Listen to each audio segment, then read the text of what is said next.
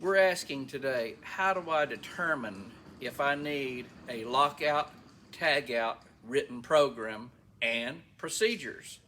Well, first of all, if you have a facility with equipment and machinery and your employees or maintenance department repairs or services your own equipment, you definitely need a de-energization program, otherwise known as lockout tagout.